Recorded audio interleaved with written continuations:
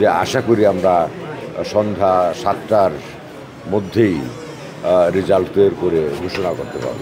আমরা সন্ধ্যায় আবার শুরু করি এবং এবং সেটা আগের চেয়ে বেশি গতি নিয়ে আমরা সেটা কাজ চালিয়ে যাই। আগে যে কয়টা টেবিলে কাজ হতো বা গ্রুপে কাজ হতো তার যে সংখ্যা আরও 2-3 গুণ বাড়িয়ে আমরা কাজ করি এবং এখন খানিকটা শেষ পর্যায়ের দিকে আছি। মোর দেন 85% ব্যালট পেপারের গণনা কাজ শেষ হয়েছে। তো আপনি বলেছিলেন যে অসুস্থতার কথা, আমাদের গতকালকে একজন সম্মানিত ম্যাডাম মারা গেছেন, আজকে বেশ কয়েকজন অসুস্থ হয়েছেন। সেটার জন্য আমরা আগে থেকেই প্রস্তুতি নিয়ে রেখেছি।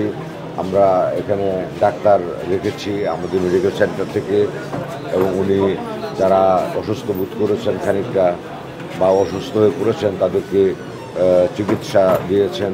ওদের স্বপ্ন পূরণে পাশে থাকতে পেরে আমরা গর্বিত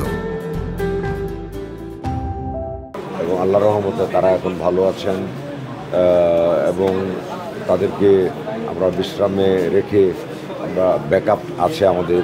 আমরা অন্য আরও টিচার এবং অফিসারদেরকে আমরা কাজে নিয়োগ করেছি, ওরা কাজ চালিয়ে যাচ্ছেন।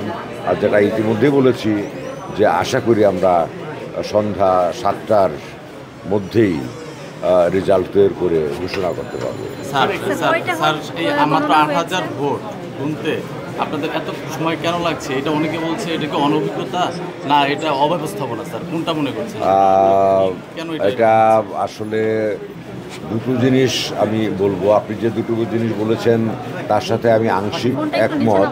আমাদের তো কিছু অনভিজ্ঞতা আছেই, যেমন ধরেন আমি তো আসলে ভোট গণনার এক্সপার্ট না, আমি ইংরেজি শিক্ষক, ইংরেজি পড়াই, ইংরেজি পড়ি, তাই না?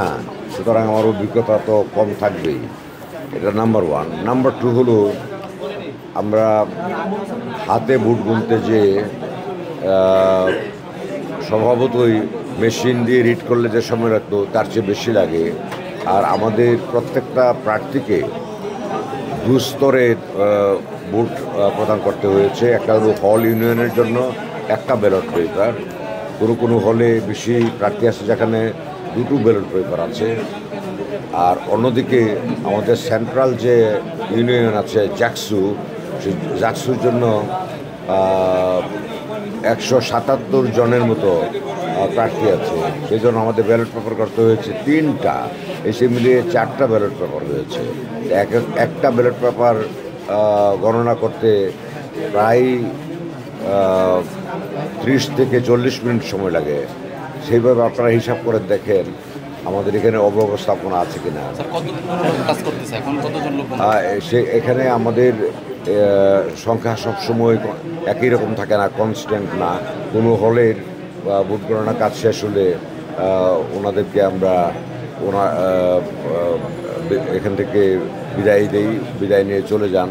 এই মিলিয়ে এখন আনুমানিক, মাথা না গুনে তো বলা যাবে না, আনুমানিক এখন 40 থেকে 50 জন লোক ভোট গণনা কাজ করছে।